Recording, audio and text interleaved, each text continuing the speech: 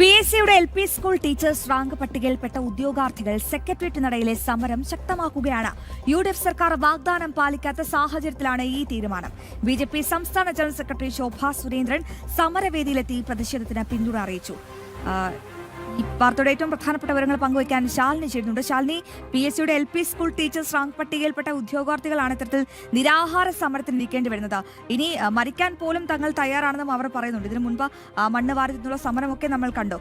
ഇപ്പോൾ ശോഭാ സുരേന്ദ്രൻ എങ്ങനെയാണ് ഈ ഉദ്യോഗാർത്ഥികൾക്ക് ഐക്യദാർഢ്യം പ്രഖ്യാപിക്കുന്നത്? എന്താണ് UDF സർക്കാരിനെതിരെ ഉയരുന്ന ആരോപണം? ശാലിനി, നീതിക്ക് വേണ്ടിയിട്ടുള്ള സമരം അങ്ങനെ 25 ദിവസം പിന്നിടുമ്പോഴും സർക്കാർ സംവിധാനങ്ങളൊന്നും തന്നെ ഇവരെ പരിഗണിക്കുന്നില്ല, ഇവരുടെ അരികിലേക്ക് എത്തുന്നില്ല, ഇവരെ ഒരു ചർച്ചയ്ക്ക് വിളിക്കുന്നില്ല.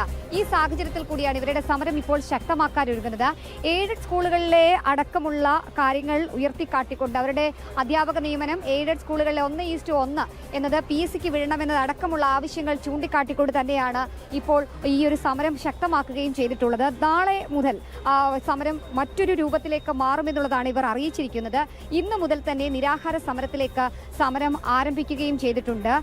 വലിയ രീതിയിലുള്ള വിമർശനങ്ങൾ ഈ ഒരു സമരം ഇവിടെ നടക്കുമ്പോൾ ഇത് ജന്തർ മന്ദറിലടക്കം സംസ്ഥാന സർക്കാരിന്റെ പ്രതിനിധികൾ പോയതും മുഖ്യമന്ത്രി പോയതിലും വിമർശനം ഉയരുന്നുണ്ട്. ഇപ്പോൾ സമരത്തിന് ഉള്ള LPST റാങ്ക് ഹോൾഡേഴ്സ് അടക്കമുള്ളവർ നമുക്കൊപ്പം ചേരുന്നുണ്ട്. സമരം മറ്റൊരു തലത്തിലേക്ക് കടക്കുന്നുണ്ട് എന്ന് വേണം നമുക്ക് ഈ 25-ാം ദിവസം പറയാനായിട്ടുള്ളത്. നിങ്ങളിപ്പോൾ റാങ്ക് ഹോൾഡേഴ്സ് ഇവിടെ തുടർന്നിട്ട് 25 ദിവസമായി. ഇനിയിപ്പോൾ നിരാഹാരമല്ലാതെ മറ്റൊരു വഴിയില്ല എന്നുള്ളത് തന്നെയാണ്. തീർച്ചയായും ഞങ്ങൾ 25 ദിവസങ്ങൾ ഞങ്ങളുടെ ആവശ്യങ്ങളാണ് ഉന്നയിച്ചുകൊണ്ടിരിക്കുന്നത്. ഇതുവരെ അനുഭാവപൂർണ്ണമായ ഒരു നിലപാട് മന്ത്രിയോ വിദ്യാഭ്യാസ മന്ത്രിയോ മുഖ്യമന്ത്രിയോ ചെയ്തിട്ടില്ല. ഏറ്റവും അവസാനം ഇന്നലെ വൈകുന്നേരം ഞങ്ങൾ മുഖ്യമന്ത്രിയെ കണ്ടു. 3 മിനിറ്റാണ് അദ്ദേഹം ഞങ്ങൾക്ക് സംസാരിക്കാൻ സമയം തന്നത്. അതിൽ അദ്ദേഹം ഞങ്ങളോട് യാതൊരു തരത്തിൽ ഒരു അനുനയത്തിനും തയ്യാറായില്ല. അവർ പറയുന്നത് ഞങ്ങളുടെ സമരം നിർത്തി പോകൂ, ഞങ്ങൾ പഠിക്കട്ടെ വിഷയം. അപ്പോൾ നമ്മുടെ സംസാരിക്കാൻ പോയവർ പറഞ്ഞു, നിങ്ങൾ എന്നാലേ നിങ്ങളുടെ വാഗ്ദാനം എഴുതി ഒപ്പിട്ട് തരൂ, എങ്കിൽ ഞങ്ങൾ വിശ്വസിക്കാൻ, ഞങ്ങൾ സമരം നിർത്താം. പക്ഷേ അത് പറ്റില്ല, നിങ്ങൾക്ക് സർക്കാരിൽ വിശ്വാസമുണ്ടെങ്കിൽ നിർത്തൂ എന്നാണ് പറഞ്ഞത്. ഞങ്ങൾ എങ്ങനെയാണ് വിശ്വസിക്കുക? ഞങ്ങൾ 25 ദിവസമായി ഇവിടെ സമരം നടത്തുന്നു. അതിനു മുമ്പേ എത്രയോ ദിവസങ്ങളായി മന്ത്രിമാർക്കും MLA മാർക്കും ഭരണം പ്രതിപക്ഷ എല്ലാ MLA മാർക്കും നിവേദനങ്ങൾ കൊടുക്കുന്നു. കേരളത്തിലെ 140 MLA മാർക്കും ഞങ്ങൾ നിവേദനം കൊടുത്തു. എന്നിട്ടും ഞങ്ങൾ ഇന്ന് ഒരു നിലപാടും എടുത്തില്ല. പിന്നെ എങ്ങനെ ഞങ്ങൾ ഈ ഗവൺമെൻറ്റിൽ വിശ്വസിക്കും? അതുകൊണ്ട് ഞങ്ങളുടെ ആവശ്യങ്ങൾ എന്ന് പൂർത്തിയാക്കുന്നോ അന്ന് വരെ ഞങ്ങൾ ഇവിടെ സമരം തുടരും. അത് ഞങ്ങൾ ഒരാളല്ല, ഇനി ഭാവിയിൽ വേണമെങ്കിൽ ഞങ്ങളെല്ലാവരും നിരാഹാരത്തിലേക്ക് കടക്കാനും തയ്യാറാണ്. ഞങ്ങളുടെ ജീവിതം കൊടുത്തിട്ടാണെങ്കിൽ ഞങ്ങൾ ഈ ജോലി നേടും. കാരണം നമ്മൾ ഒരുപാട് കഷ്ടപ്പെട്ടിട്ട് നേടിയതാണ്. ആരും ഞങ്ങൾക്ക് വെറുതെ തന്നതല്ല. എയ്ഡഡ് മേഖല പോലെ ഞങ്ങൾ കാശ് കൊടുത്തിട്ടൊന്നും മേടിച്ചല്ല. ഞങ്ങളുടെ ജീവിതത്തിലെ 5-6 വർഷം ഇതിനു വേണ്ടിയിട്ട് ജീവിച്ചിട്ട് നേടിയ ജോലിയാണ്. അതുകൊണ്ട് ഒരു കാരണവശാലും ഞങ്ങൾ പിന്നോട്ട് പോകില്ല. ഞങ്ങൾ ഈ ജോലി നേടിയിട്ട് മാത്രമേ പോകൂ. സൂചിപ്പിക്കുന്നത് പോലെ തന്നെയാണ്. കാരണം 25 ദിവസം എന്നുള്ളത് ചെറിയൊരു കാലയളവല്ല. സർക്കാർ അധികാരത്തിലേറിയതിനു ശേഷം ഫയലുകൾ പഠിച്ച് അവരെ കേൾക്കാൻ തയ്യാറാകേണ്ടതാണ്.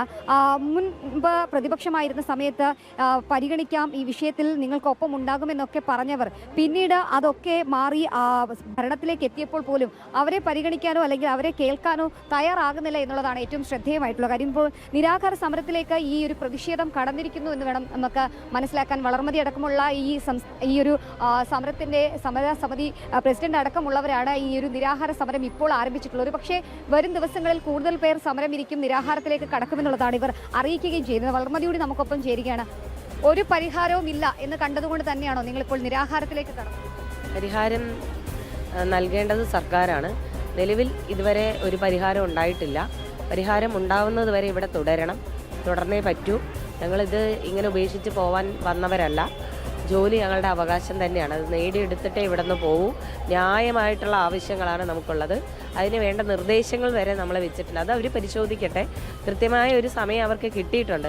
എന്നിട്ടും ഇത് ലാഗ് ചെയ്ത് ഇനിയും 2 മാസം നീട്ടിക്കൊണ്ട് പോകണം എന്ന് ആഗ്രഹിക്കുകയാണെങ്കിൽ ഇവിടെ പല ജീവനും പൊലിഞ്ഞിട്ട് മാത്രമേ അതിനുള്ള നടപടി ഉണ്ടാവുകയുള്ളൂ. എങ്കിൽ അതിനും ഞങ്ങൾ തയ്യാറാണ്.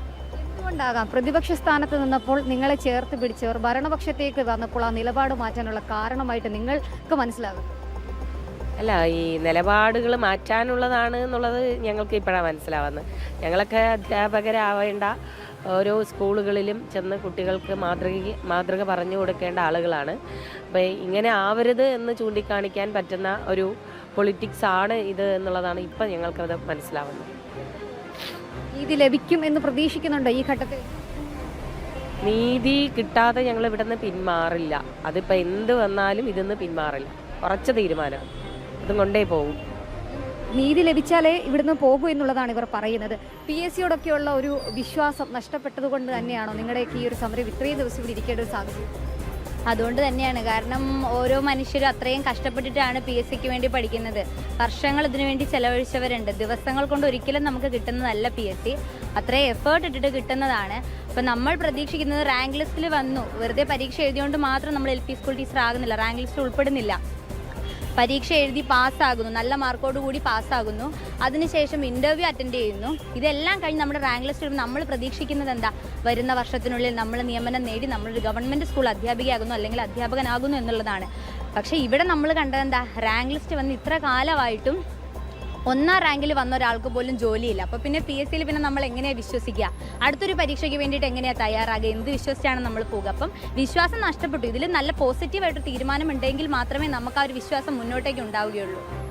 വിശ്വാസം നഷ്ടപ്പെട്ട ഒരു കൂട്ടം ഉദ്യോഗാർത്ഥികളാണ് ഇവിടെ ഇരിക്കുന്നത്. കാരണം കഷ്ടപ്പെട്ട് ഉറക്കം മൊഴിഞ്ഞിരുന്ന് പഠിച്ച് ജോലിക്കൊപ്പം അല്ലെങ്കിൽ പഠനത്തോടൊപ്പം തന്നെ ജോലിയെടുത്ത് കുടുംബത്തെ നോക്കി, കുട്ടികളെ നോക്കി, ഭർത്താവിനെ നോക്കിയൊക്കെ അവരുടെ സമയത്തിൻ്റെ ഭൂരിഭാഗം സമയവും ഓരോ കാര്യങ്ങളിൽ ഏർപ്പെട്ട് അതിൻ്റെ ഇടയിലാണ് അവർ ഈ PSC നേടിയെടുത്തത്. പക്ഷേ ആ നേടിയെടുത്ത ഉദ്യോഗാർത്ഥികളാണ് ഇവിടെ വന്ന് തെരുവിൽ മഴയും കൊണ്ട് വെയിലും കൊണ്ട് ഇങ്ങനെ ഇരിക്കേണ്ടി വന്നത്.